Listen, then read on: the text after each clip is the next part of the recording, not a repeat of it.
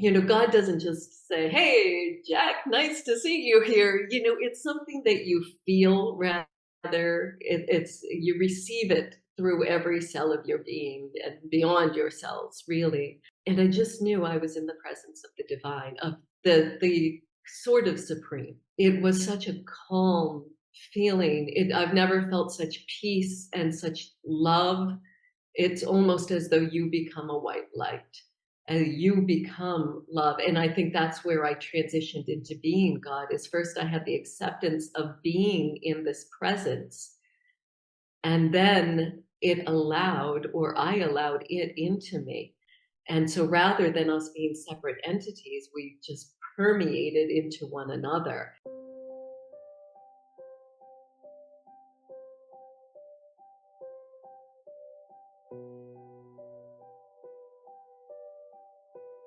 Hi, this is Akanksshaa. If you're new here, please subscribe to my channel. If you resonate with me, please like, comment, and share. Welcome to Multidimensional Soul Podcast and a Talk Show.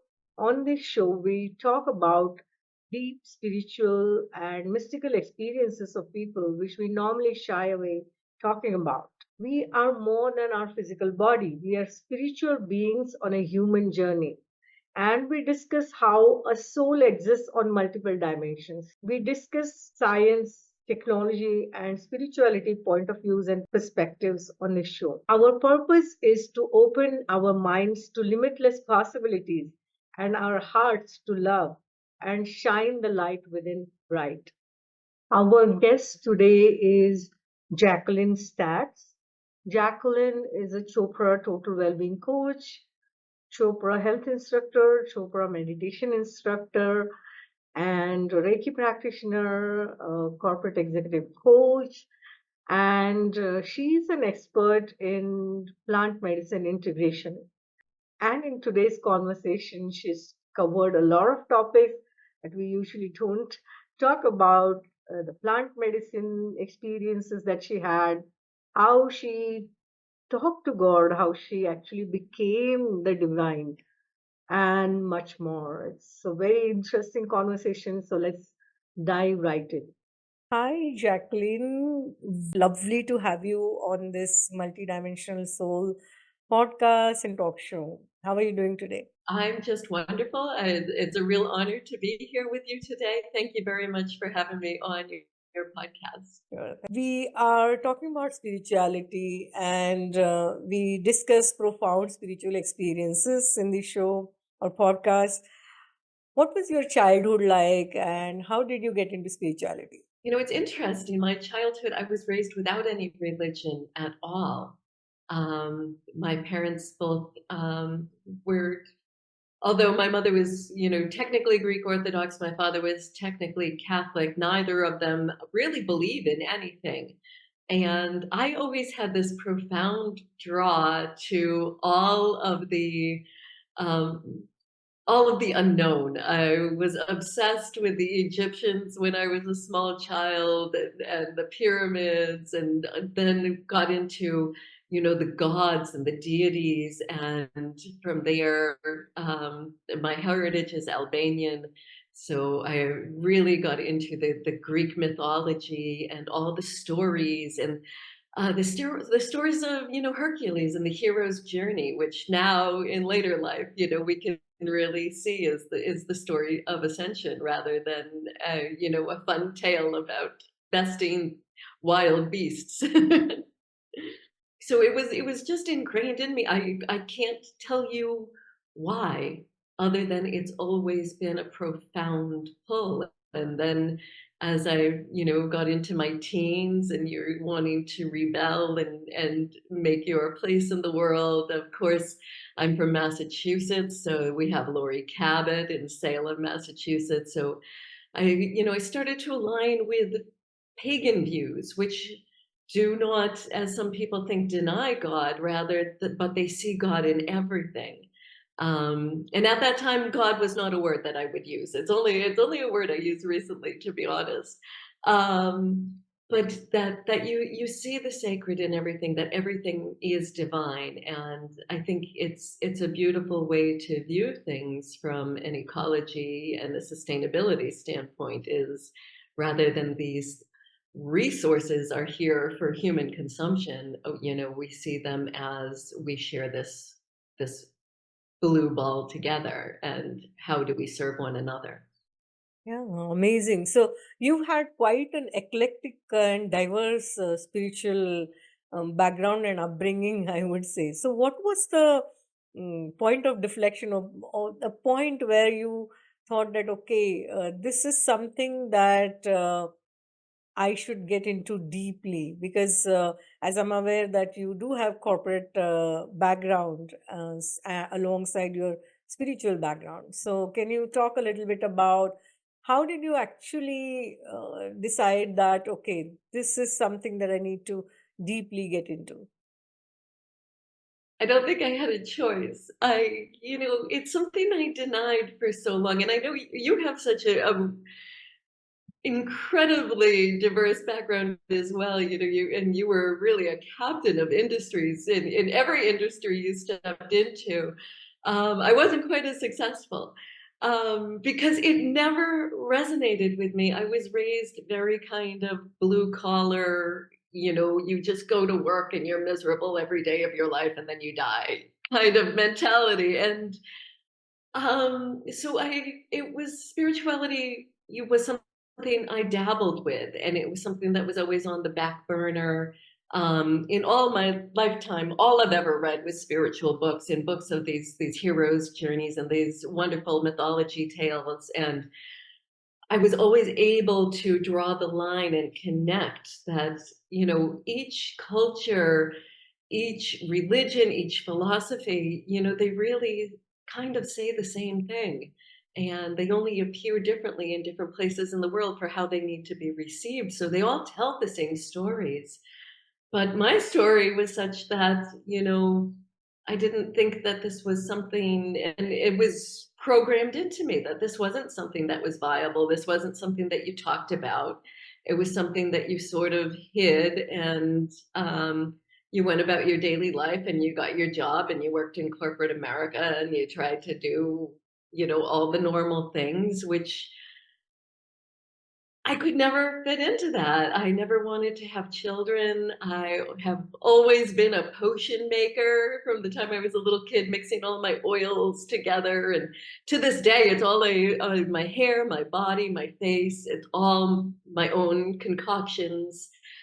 And I would give them blessings, and I would soak them in my stones, and it was just innately guided to do all of these things. So now, later in life, as I see that it is a matter of opening ourselves up, it's not so much a matter of learning all these books, but opening ourselves up to this um, universal consciousness to receive information.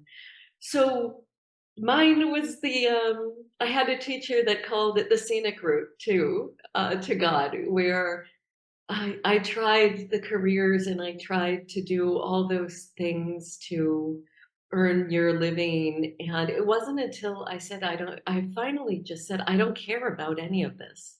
I refuse to act like I do. There's something much deeper. There's so many people like me reaching for it. I've been blessed to have a connection already. And then, how do I bring this forward? So it wasn't until I was about 40 years old that I took it out of the back burner and put it onto the front plate. And when I commit to something, I go all the way. This is, a lifestyle, it's an obsession, and it has never let me down. In the 10 years, there's been a lot of scary moments. There's been a lot of leaps of faith. So I'm sure you can relate.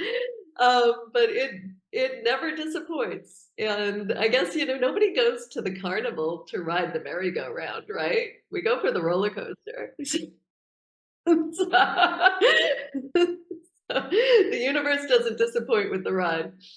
Yeah, amazing, amazing. So, when you talked about the roller coaster, what kind of roller coaster or profound experiences you've had when you dabbed into, when you actually started deep going into spirituality? What was the most profound experience that you've had? There's been so many, and I'm sure I don't need to tell you that when you start tuning in, they occur everywhere and in everything. But I think some of the most profound things, and I've had some real pivotal points in my life with some, all I can say is it was divine. The timing, the people that came into my life, and we'll probably get into those later. But I think it's when I learned to ask, when I learned to ask for a sign, or when I learned to ask, am I on the right path, or am I going absolutely insane? Because it's a fine line with spirituality. And then the signs that you do receive, where they just leave you without any question at all. And some of those things looked like quitting my job and taking off on a morning hike. I lived in Scottsdale for quite some time, where if you want to go out for a hike, you do it at about 4:30 in the morning before the sun comes out and tries to kill you.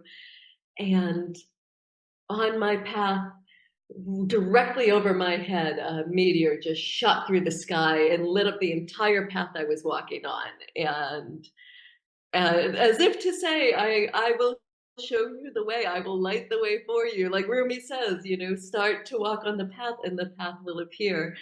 And I believe I had just read that quote the night before and had that experience. I've had owls, giant owls, just come down and perch right in front of me and just stare at me. And all answering deep, profound questions that I've asked as I was heading out into nature to kind of contemplate things.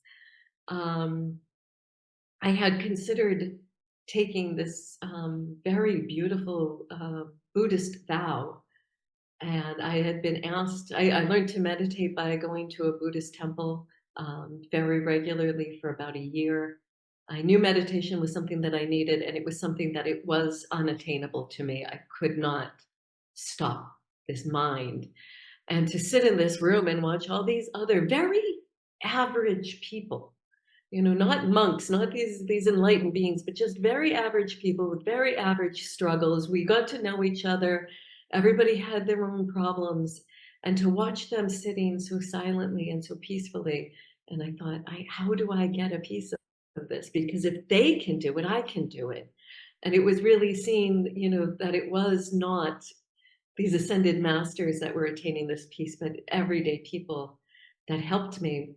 When the monk asked me if I wanted to take this vow, I took it very seriously. I did my research on it. I didn't want to subscribe myself to any religion, and I was told I didn't have to. Um, and I went to a networking event, and I saw a woman across the room, and she just glowed. And if you've ever been to Scottsdale, it looks a lot like Hollywood. There's a lot of highlighter and things like this. Woman just had this inner radiance. It just stopped me in my tracks. And I walked up to her. I said, you're the most beautiful woman I've ever seen. I'm not hitting on you, but what is this? What is this glow that you have? And she told me about her deep practices, that she was an assistant to a Buddhist monk in Kashmir. And he's coming to town next week. Would I like to come over for dinner and speak with him? And so I got invited to talk to someone who does remember their past lives, that is recognized as a reincarnated master. And I got to ask him all these questions. And I know he came into my life at that moment of question to allow me um, to first verify that this was the path, that there was something more that we don't see with our feeble human senses, and to open myself up to it. And I swear to you, my life has changed since that day I had dinner with him. Wow, amazing. Uh, yeah, Buddhist practices are very rigorous. So, can you share a little bit about what kind of experiences you've had in the meditation? Because meditations also can be of different kind, and different people have different experiences. So, can you share one of the experiences which was most memorable? I just love meditation because it's absolutely changed my life. I think, the most memorable, my favorite experience in meditation is really just kind of becoming less me. I think it's a very scary thing in spirituality where we hear, that we're the wave in the ocean. And that when we're done with this lifetime, we just go back into that ocean. And that gives us this unsettled sense of that I'm going to lose myself, that I'm not here. And so, what I do experience in meditation very frequently is something I like to think of as the jellyfish effect. You're going to tell I live at the ocean because of all the analogies, but I tend to drift away into a field where my walls become thinner, where I become less um, a separate entity and more a part of the vast ocean. And I tend to see myself and feel as I start drifting away, that I am just this translucent undulation in the ocean that maybe I don't even stand out from certain angles. You can't even tell that I'm there. I cease to be a separate entity at all. And then from another angle, maybe you see um, this form that just kind of floats on this ocean of chi and is not fighting with it, but that goes with the flow and does have its own mm, qualities, and yet still is part of this vast um, whole. And I think that's the most profound thing I experience in meditation is that knowing that I am still me while being part of. Wow, incredible. I remember that you have also been practicing and have had experiences into plant medicine, which kind of aid this process of spiritual awakening. And there is a lot of controversy about that. And you had mentioned that you have seen your past lifetimes in that experience. So, can you talk a little bit about plant medicine and what was your experience with it as such? I am I I love plant medicine. And I think, for the people watching out there, I want to say it's something that needs to be held very sacred. That this is it's a sacrament that you are taking. And so just like if when children receive their first communion or things of that nature and they dress in white and it's held very sacred. And I think that that's something that needs to be brought into held in mind when doing plant medicines. That set and setting is profoundly important.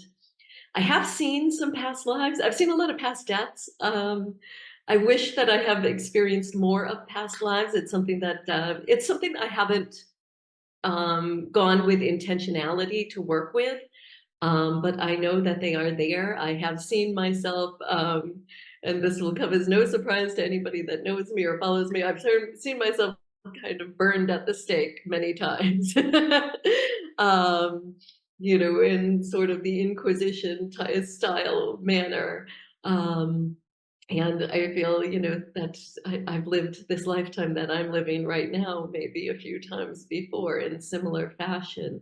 The plant medicine experience, what it gave to me was radical acceptance. I had a struggle of a lot of things that were in my past, that were in my history, and a struggle, with spirituality. And I think a lot of people struggle with this, especially in these, and I want to say especially in these times, but all times are challenging. So, I just talked about the Spanish Inquisition, not a great moment in time, just like right now is not, our shining moment of human civilization. What radical acceptance did for me was it put everything into place where I realized that everything that I experience is a tool for my development, that it is not working against me. And I think so often we can say, is there a God? How can you believe in a God when there's all these horrors in this world? And what it gives you is a step back to see this world as not something quite as real as we um, tend to perceive it. And when you go into basic physics and biology and the science that we learned when we were young, that we're just, atoms and molecules that are vibrating at different frequencies through vast empty spaces, and that I'm essentially made out of the same things as my desk and my chair, I just have a slightly different vibration, that this world is perceptual. And our only way to perceive it through Ayurveda, we've learned, is through our five senses. And so we kind of decide that we've arranged it in a certain fashion. But when you take yourself out of that, if you see this as a philosophical adventure, then everything kind of falls into place, and you don't get as caught up in the rights and the wrongs. You know, don't get me wrong, I'm still on a crusade to make the world a better place. I still feel the need to do a part, but you're much able to roll with these punches easier, and to perhaps see the things in your past. Like, let's face it, nobody had a great upbringing. Everybody was raised with severe trauma. There's not a soul that was anybody that says they were, that is either in denial or they haven't processed something yet. But it's really easy to look back on that as what's hindering you, and of course it does, but it's your job to rise above it. And then when you can look back and you say, well, I was raised in trauma because the people who raised me were raised in trauma, and the people who raised them were raised in trauma. So at some point, you just become the cycle breaker.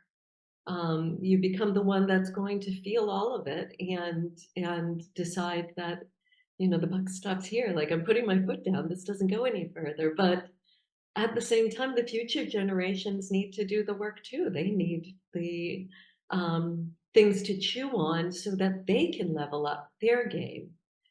In Buddhism, they talk about,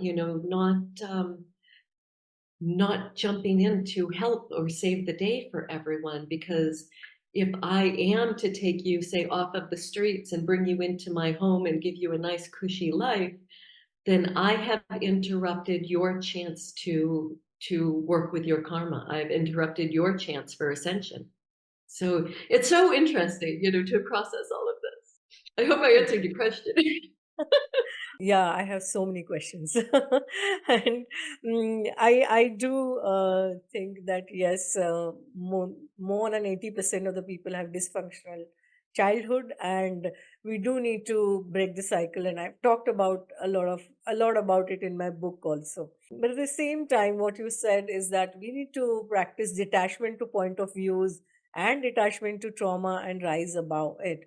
When I heard about your experience with plant medicine, and please do elaborate on whether it was ayahuasca or some other plant medicine. Also, I would love to know is when you mentioned that you had a similar lifetime earlier also. So, what is your soul's blueprint like for this lifetime? Oh, because if you have learned similar lessons in the past lives or in other lifetimes, so to say, because past and future doesn't really exist, time is an illusion. But let's say in other lifetimes you learned similar experiences. What is your soul's blueprint like, and for this lifetime, and how is it different? What did you experience when you did that plant medicine experience? So it's like you're inside my head, because I'm just constantly trying to figure out what my soul's blueprint. You're like, why am I here? I'm like, tell me. Um, I wonder if I have learned my lesson, because I'm still on this crusade to, try and make the world a better place, to stand up to the powers that be, and to, let people just live their lives freely without being plundered and colonized and told, what they need to believe in, and you know, my platform is just leave me the hell alone. I don't hurt anybody. I do no harm. Leave, get out, get off my back. Stop telling me what I need to do. Um, And it's time to stop all these wars, which we know are they're for profit. They are not to free people in other places in the world. It's all propaganda. It is to profit, to plunder resources. It's the same story since, going back into every history book, which, by the way, the history books are written by the people that won the wars. So, take them for what they are. With plant medicine, I've worked with psilocybin is my medicine. I have facilitated psilocybin. It is so sacred to me, and it's something I just love. I hold it in the highest regard. I've worked with ayahuasca quite a bit. I've worked with Wachuma, which is San Pedro, mescaline. And one of the most profound experiences I had was with Bufo alvarius, which is ayahuasca is DMT, and Bufo alvarius is the toad venom. Not to be confused with Kambo, which is a different kind of purge, just a solo purge experience. Um, Bufo alvarius is 5-MeO-DMT, which is referred to as the God molecule. And it's actually what Mike Tyson did to have his immediate turnaround in life. I have a high regard of respect for him. He talks about his experience as well. And I know the gentleman that served Tyson. He's really fantastic. But that experience to me took me beyond this world. It took me far beyond anything that exists here. It let me see how transitory this life is, and how we're taught so much that life is sacred, and it is a sacred gift, but at the same time it's just life, and I think we take it far too seriously. This needs to be seen as a school, and it needs to be seen as an ascension. And if we're not putting our resources to learning and to leveling up, then unfortunately we're probably leveling down. And that's one of the things it taught me. It also taught me, I think it was one of the moments when I just came out of my shell about spirituality, because I had done it a weekend before. I was going to see some friends in LA for a Pride festival. And I had done the toad, and it takes you into, I don't know, you feel like you're at the table with the masters. You just get to see, it falls apart like a dream, your plant medicine experiences. When you come out of it, when you're kind of grasping at a dream and trying to put the pieces together, and I see it like a pane of glass that shatters, and you're trying to pick up the pieces. Plant medicine is a lot like that, but the lessons don't come in the journey. They come afterwards, and they come as sort of downloads. They come as profound moments when you're sitting in traffic and you just have this divine knowing of things. But I went to see some friends in LA, and I told them, I did this. I told them that, at first I was scared, that it's like there's no stopping 5-MeO-DMT. When you take this, you're going on the ride. You were powerless against it. You're strapped into the roller coaster and it's taking off. And you need to surrender. That's what plant medicine teaches you, is you have to surrender. If you fight it, you're going to be absolutely miserable. And how often do we just fight everything that comes at us in life? If you want to have the experience, you surrender, and you let this take you where it needs to take you.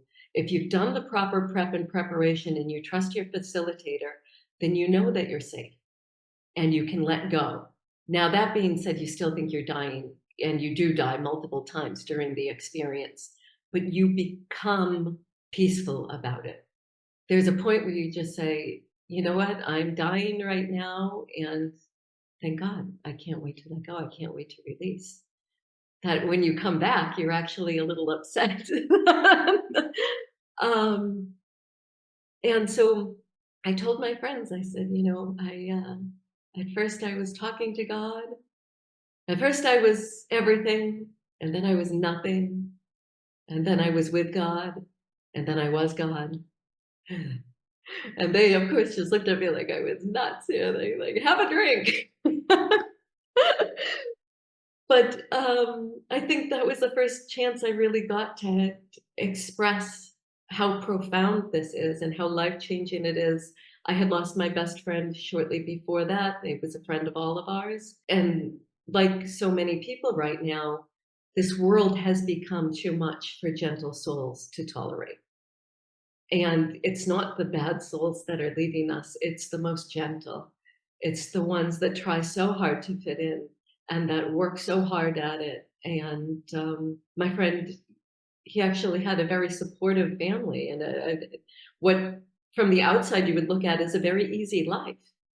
And he was one of those people, you know, like when we see these celebrities that leave us, and I don't even have it. I have been 32 years without a TV, so I can't name names. But you hear people say, you know, they had it all. I can't wrap my head around this. And he was one of those people. He had it all, and um, it was this constant rat race, this constant striving for more and for material things that we weren't balanced in what was actually real. It's what we're told is real. And the people who are telling us what's real, it's propaganda. They're trying to sell us things. It's the things they describe as real feed their wallets, it feeds their power. What's actually real only benefits the all, it only benefits everyone. And when you decide to focus on being a servant rather than the served, it changes everything. And when you meet the all, it's really impossible not to be a servant. And then I also had this profound knowing that if I choose this path and I become homeless because I'm not making money at it, or some other bad things befall me, I have a very big stand against the pharmaceutical industry and what they've done in the last, I mean, what they've done in the last 20 years. But, you know, I took my stand 4 years ago and have not backed down.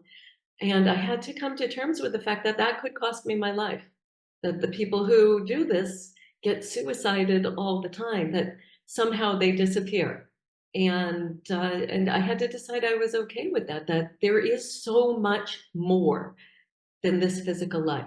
And so whatever happens to me by choosing this path is what's right for my ascension, because my ascension is more important to me than ascending to live in a mansion, or you know, than my material ascension, that my spiritual ascension is the only thing that matters to me. Such profound experience. I'm getting goosebumps. When you said God talked to you and then you became God, so can you describe this a little bit more? What did God tell you? And when you became God, and I have had this experience myself, but uh, let's talk about yours first. And how was it that you felt? And can you describe it a little bit in detail?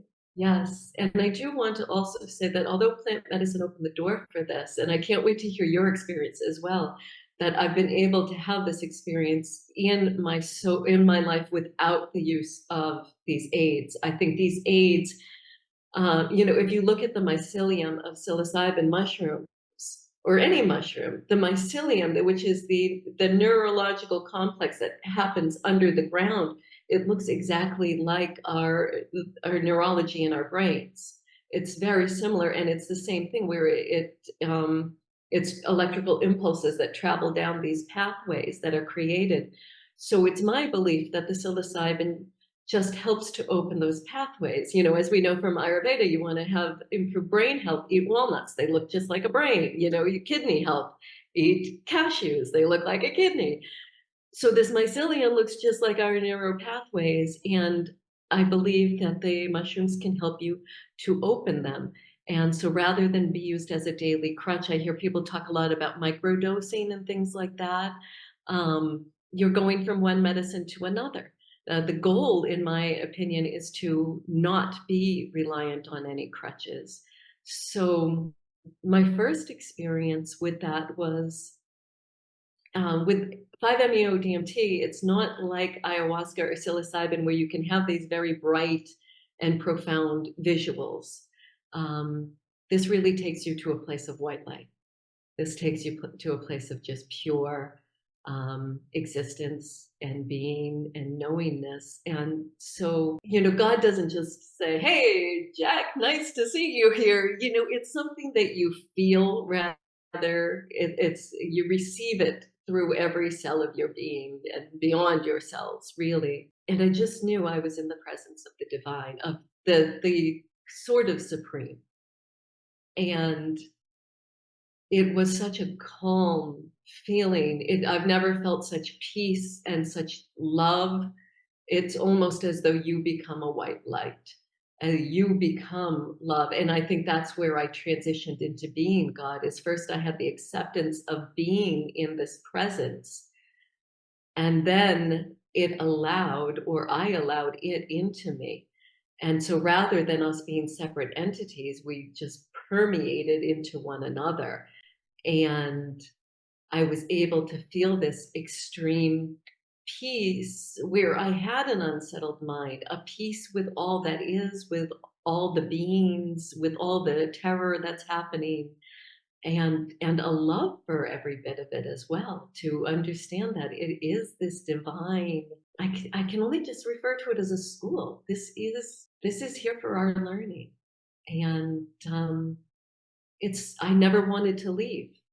I just, when you come out of an experience like that, it's, you had mentioned, or, before we started recording, that, you've seen the plant medicine experiences go awry. I have as well, which is why I just don't belong to that community. Is the prep and preparation are so important.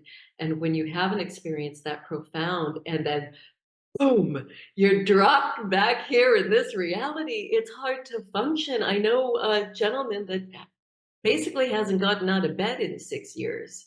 He's severely depressed. He can't hold it. He doesn't even try to get a job because he's been outside of this, and he is unable to work this balance of now coming back here. So um, it does take a lot of work. It takes a very strong mindset to process things like this. And that mindset is also the surrender of understanding that we're never going to understand the divine, that I can never explain that to you because we simply lack the vocabulary. Um, it's something that you can only, the only way to know it is to be it, as Osho says.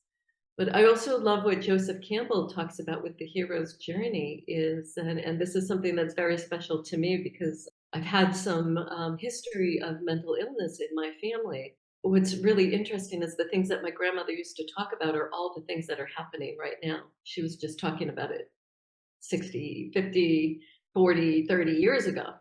But it's all the things that have come to pass. And Joseph Campbell had said that the mystic swims with delight in the same sea in which the psychotic drowns. And so I think that's a very profound thing to understand when you're contemplating a plant medicine experience, is that you're going to have to be open to comprehending things that otherwise make no sense. And if you want to taste the divine, that's the only way to do it. I Not plant medicine, it's openness. Absolutely. No, I have not experienced plant medicine at all. My experience, my all my spiritual experiences have been because of the spiritual practices that I've been doing for many years, meditation, chanting, and all. And I have heard from others that the plant medicine experiences can go awry because the integration of that. After you come back especially is very very important, and if that doesn't happen properly, and I have heard from others, I have seen interviews, I've heard that it's risky and dangerous, and as you said rightly that we should be able to go deeper without having these crutches, so to say, without being dependent on that so much. You've had such profound experiences. Now, what is your perspective in terms of as we are ascending in the fifth dimension or more? With the new earth, and there is so much of chaos happening, like you rightly said, that the mystic swims in the same ocean and swims with the light. And whereas, so we have a choice every day whether to go and be a part of that chaos, panic, and fear, or whether we choose to go towards the light. What do you want to tell our audience on choosing that light and ascending? How do you go about doing that? I think the plant medicine experience is an accelerated path to do it because, and I believe that the psychedelics have come back into our world right now because it is a time of accelerated timelines. And so they're there to assist the people that want it because right now the world won't leave us alone. It's my dream to take off into the Himalayas and live like a monk in a cave somewhere, but you know what? You can't do that. There's going to be a tax collector knocking on your cave door in no time, and somebody trying to steal your animal pelt from you that you use to keep warm. It's you can't get left alone in this world to take this space. Most people are working 80 hours a week just trying to pay their bills. So being able to take a couple years in solitude and to connect to the divine is not something that's available. The plant medicines are there for those who choose to accelerate, but you have to know that you're on an accelerated path, that your life is going to not be the same afterwards if you do it correctly. And that is the goal. That's what you went for. So you have to be willing to make these changes. And I think it's that way. It's a microcosm of the entire spiritual experience, is that if you're going to take this, it's going to change everything. It's going to change everything around you. And um, how much do you want to ride with it? After my best friend passed, I was in Arizona and I had this secret spot on Oak Creek, which runs right through Sedona. And it's a really beautiful and powerful creek. I've seen some incredible things there. But I would sit at this one spot where the creek would come to a narrow channel and then drop down a couple rocks, and then it would branch out and it would widen again. And there was this little nook I could crawl between the rocks, and I could sit there completely unseen for the world, and I could do it all day. And I would watch the leaves that went over the creek. And now, this little waterfall, is 1 foot tall. So, I'm 5 feet 3 inches. So, I'm 5 times bigger than that. For a leaf, which is 1 inch long, a foot is 12 times bigger than it. And so I would see these leaves, the ones that went right over the falls, would plunge into the water, into darkness, into, drowning, into the unknown. And then in short order, about 3 to 5 feet down the creek, they would pop back up almost very triumphantly, like, haha. And then they would rapidly go down the rest of the stream to where it opened up into this beautiful channel, and it would come out to one of these vortex spots where all the tourists would go and sit.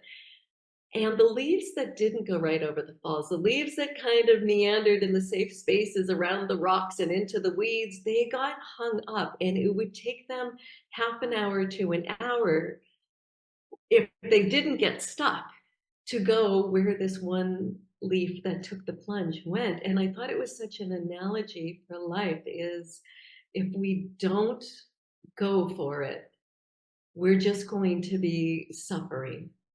If we try and avoid our suffering, we're going to suffer more. So if we just kind of go headlong into the path and accept what comes our way, then we learn how to swim.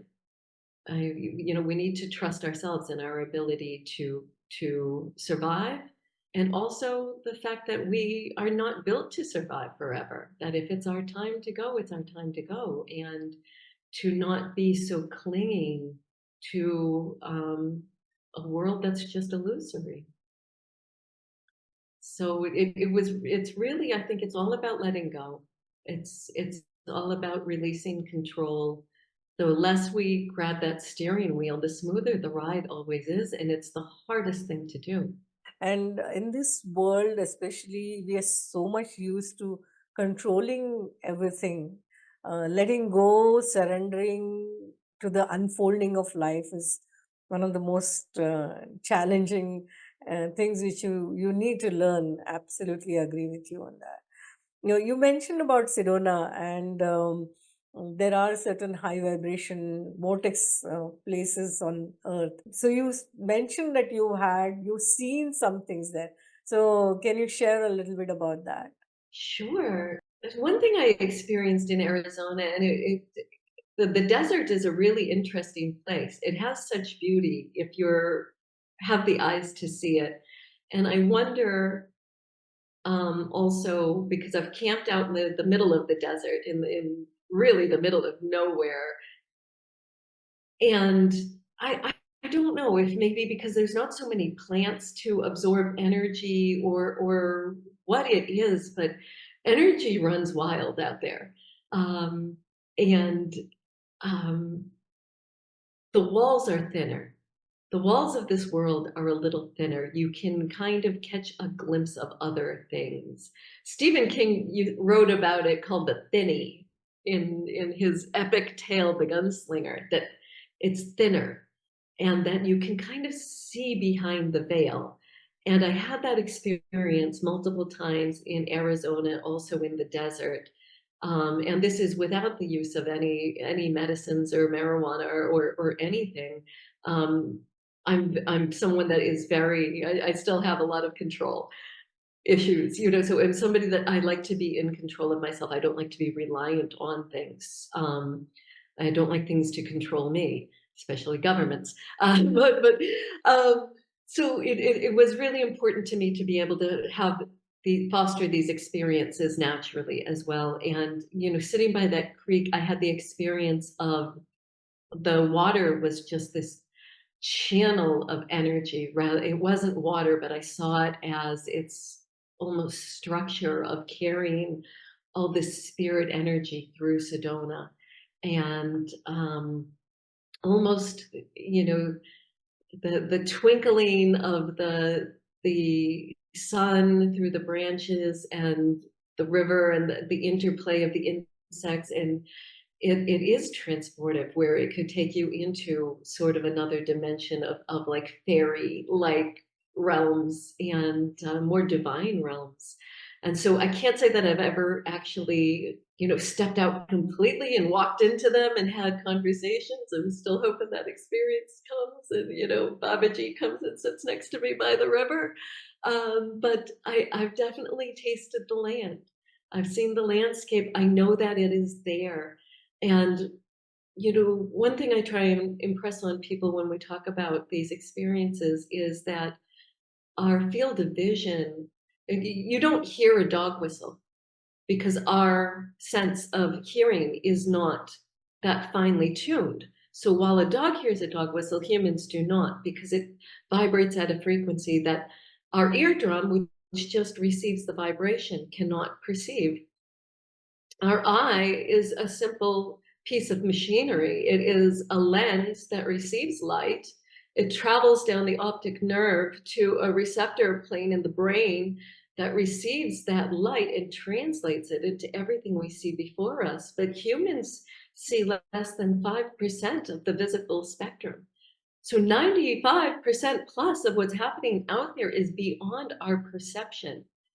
And maybe this work is about opening up that perception a little more, where we're seeing from this eye rather than these eyes, or it's that deep sense of feeling. And it takes work, it takes surrender, it takes sitting at that creek all day to let go and to have that experience. But if you're open to it, if you try, if you go with an open mind, and if you ask the divine that, please, I wish to know you humbly, I want to know you, I want to understand you, I want to love you, it will let you in. Rumi had said, that please understand the nature of purity. A bent key cannot turn the lock. And so it's also very important, how are you living? How do you show up? What are your practices? Nobody's going to be perfect, me least of all. Um, but are you trying? Are you putting your best foot forward to be a good person every day, to put good energy, good vibration out there, and to make the world a better place? Do you get it wrong? Absolutely. You can get it wrong over and over again. And then take that same forgiveness that you have been cultivating for others and apply that also to yourself, because you're just a human. This is just a life. So be humble and have humor about it. God has a sense of humor. I think that's the most profound thing I take out of this. It's like, God has a Boston accent in my mind, because that makes me feel warm and fuzzy. But yeah, he'll look down on me and be like, "You stupid son of a." Work with that. You're like, "I know. Can you give me a little more help?" Like, all right, I'm trying. I'm doing my best. Yeah, absolutely. What Yeah. about you? Said you sit there through chanting, and that's a practice. I do my mantras. They're very sacred to me. I did my Shanti mantra before talking with you, that to let the truth come through me, to help bring this message to your viewers, to other people, and to, if there's something that they can take from this that's going to help their journey, I hope to assist. But chanting is something I don't work with. So can you tell me a little bit about your experience with chanting? Yeah, sure. I regularly chant. I have Buddhist mantras that I chant, and I have certain Hindu mantras. I am not attached to particularly being religious as such, but these mantras have certain frequencies of vibrations, and that's why they create certain impact on the environment, on your body, mind, and soul. And like you said, that it acts like a purifying agent, and it takes you deep within, and it's very beautiful. So when you talked about energy, and you talked about your beautiful experience of seeing that water as a divine stream of energy, and we all know, whether from science perspective or spirituality perspective, that everything is energy, and that's all there is to it. What is your point of view or perspective on artificial intelligence? Because currently artificial intelligence is on the rise, and it is not going to go down. It is not self-aware, unlike humans, but there can be a possibility in future where the AI itself becomes self-aware, and then it may not be a slave of humans. What is your perspective on all of this? I think that is more the fact that it will become self-aware, and that the humans will become a slave to it rather than it a slave to humans. I think that's the final outcome. I have some different views on this. I always joke that I've seen Terminator too many times to think that this is a good idea. This comes into morality and ethics, where we have all these scientists that are oh, we're going to clone this, and we're going to go to this, and we're going to go colonize Mars. Like, calm down. We're not responsible enough to even take care of this planet. We can't be going and screwing up other planets. And I think when we try and make ourselves God, that's going to be the end of civilization, that we know it. And that's also part of the cycle, that it comes to an end. It's come to an end how many times before this? As we've got remnants of these temples in India that were carved from single slabs of marble, using technology we can't duplicate to this day. So we're not, there was a golden age long before us. There were probably several. Um, and, I think this age is probably coming to an end if we don't stop the scientists from just doing whatever they want to do. I've also had some really profound thoughts about this, because, with my fight of fighting these things, and should I even be bothering with that, is now, I described the eye, how the eye works. If you look at a human being, we've got all this robotic technology now. They're talking about making these skins for these robots that is self-healing, which, duh, we have self-healing skin ourselves.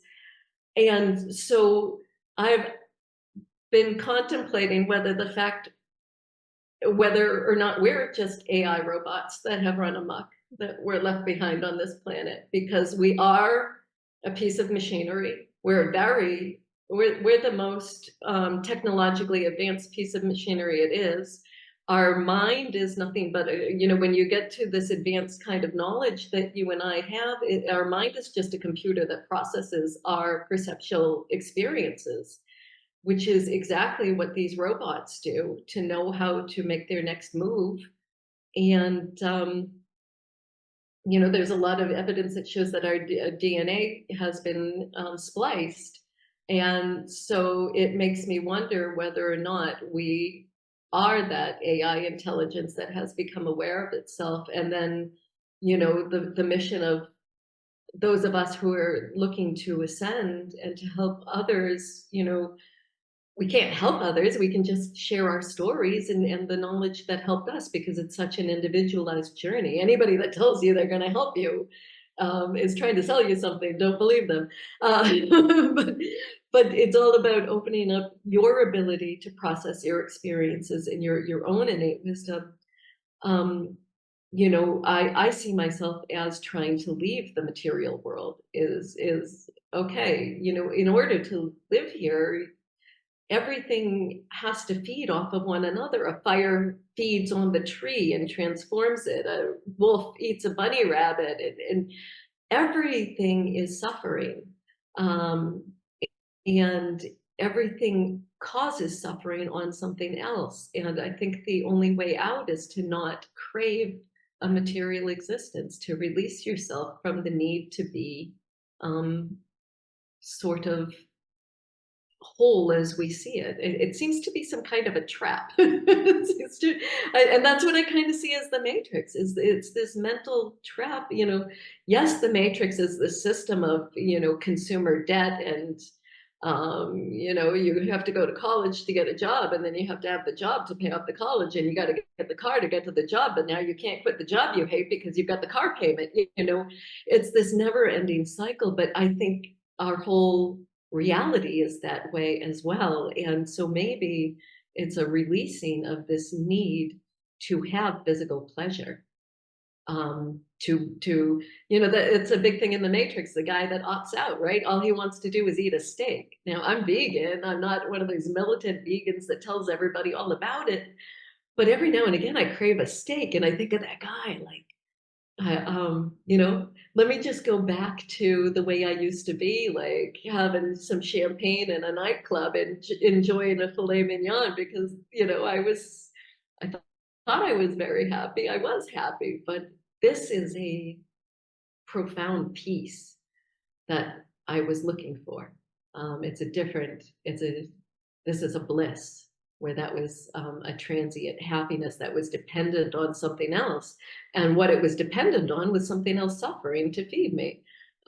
So, yeah, that's a long answer to a short question, but it's something I contemplate often. I don't think I have the answer, but I think that somehow humans are wrapped up in this AI model, where now we're just duplicating the process that had been done to us. I think it's very possible we're just a robot that is starting to become divinely aware. Wow, that's a very different perspective. Yeah. Awesome. Yeah, very different. Okay, so before No we can, mushrooms were involved in this talk this morning. very different perspective indeed. Yeah. So before we conclude, I have a couple of questions I ask all my guests. What is the ultimate purpose of life? To learn, to learn. The ultimate purpose of life, as far as I can discern it, and I'm not going to say I'm right, but I think we're here to learn our lessons and to ascend. And I think this is a school. What is self-love to you? acceptance, acceptance of yourself and your flaws and your past. Um, and self-love also means to try and better oneself, because acceptance is wonderful, but also I'm only really loving myself if I'm trying to be better, if I'm trying to ascend. So, discipline is one of the strongest forms of self-love, because it's putting off a temporary pleasure for a greater, greater good at the end. So, um, self-love I think it's such a buzzword right now. And I think everybody who's looking for it should do some deep contemplation into what self-love does mean, because it's not just buying yourself a Gucci bag. I lived that life. And you know what? Somebody shows up with a Chanel bag and puts your Gucci bag to shame. And then after you've had it for a couple months, that Gucci bag don't mean so much anymore. So then what do you got? You got to get the Yves Saint Laurent bag, It's just a never-ending cycle. So while it does mean pampering yourself and taking good care of yourself and giving yourself nice things, because we are on a material plane, so we should enjoy some things. But it does mean looking at what is it that I want for myself? What is my purpose here, and what do I hope to attain from this lifetime? I chose. I came to about 40 years old. I had that midlife crisis. I don't know. And I thought, what is it that I want? I've lived so many different lives. I've experienced so many wonderful, pleasurable things, and so many terrible things as well. And I could only say that I wanted to strive for knowledge, strive for enlightenment. And so I think self-love is deciding what you want to make out of this life and what you hope to get out of it, and then releasing all the barriers that stop you from getting it. What is love to you? It's all that is. Love is, I think love is chi. Love is it's the ocean that we're all soaked in. And while we may not be able to see it because we have those hard times are there to challenge us with love. Because if it didn't love us, it wouldn't even give us the time of day. It wouldn't give us the challenge. It would cease to even acknowledge us. So it seems to be the sea that we're all soaked in, and it's selfless. Love is something that you have to put out without expecting anything back. I think that's something I'm still working on. Because it's one thing to have these realizations, and then it's another thing to put it into practice. The deepest mantra in Buddhism, or the deepest meditation, is to pray for all sentient beings to be free of suffering, Right. and to hope that everyone becomes enlightened. And that means all of us equally, not I'm more enlightened than you, or the neighbor that pisses me off. It only works if we all rise up together. So it actually takes a lot of work to be able to say those things and mean them completely. To go ahead and say, you know what, I do want all, even Bill Gates. I even want Bill Gates to be free of all suffering. I'd still like to go a couple rounds with him in a ring, but it's to be able to say there's a reason why he's doing what he's doing, and he has suffered, and so it only works if everyone is free from suffering, and we all rise up together. Okay. And what is your parting message for our audience? Go for it. I think, if you're listening to this, you're questioning things, or you're on the path already, and you're looking, as we all do, looking for that common ground, and we all use each other as a crutch to help. Ram Dass said we're all just walking each other home. We're all trying to bring each other up, and don't doubt yourself. You're not going crazy. Embrace these experiences. process the experiences properly, give them the time that they deserve, take time in solitude. That's the one thing meditation teaches us is to separate and to not constantly need distraction from the outside world and to sit in silence with yourself. And the more you do that, the more you ask for the assistance, and also the more diligent you are with your work. Is you have to do the practices. The God doesn't like posers, so spirituality is about a lot more than, dressing funny and looking like you might smell bad. It's the clothes are cute, but you've got to do the work. You have got to release your resentments. You've got to find out how to do that.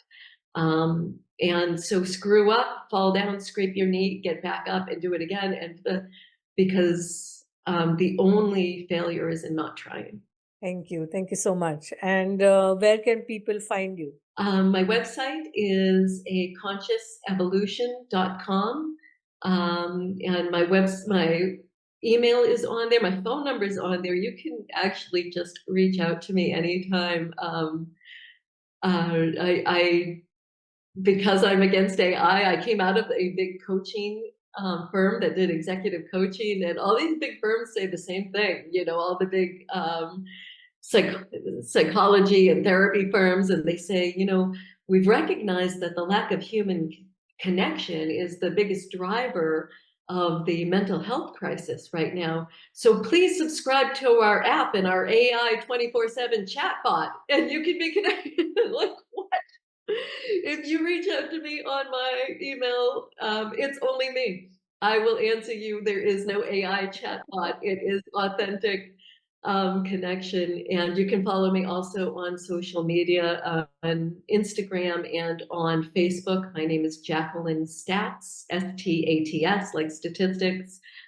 Be prepared for some conspiracy theorist stuff on there. I go pretty heavy and deep, but with a great sense of humor, because people see some of the things I post and they think that I'm one of these people outside the state house with these big signs, and it's really, I find something humorous. I'm calling attention to something, and that's how I get it out of my system. Is I just drop this bomb, and then I kind of walk away like, and I go about my happy little life. I don't let it harbor in me, and that's something I had to work with, because 4 years ago, it was bringing me down, and I had to decide how to work with it while still taking my stand. We will provide all the links to your website and social media in the YouTube video description.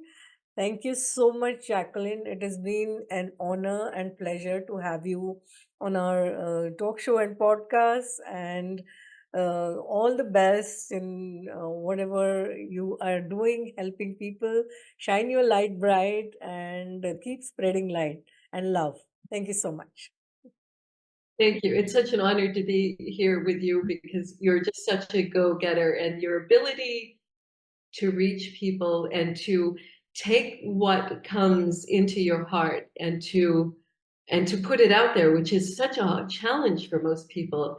Your ability to just go ahead and go for it, to grasp it, is so inspiring to me, and to I know so many others like us. So it's a real honor to be here with you today. Thank you.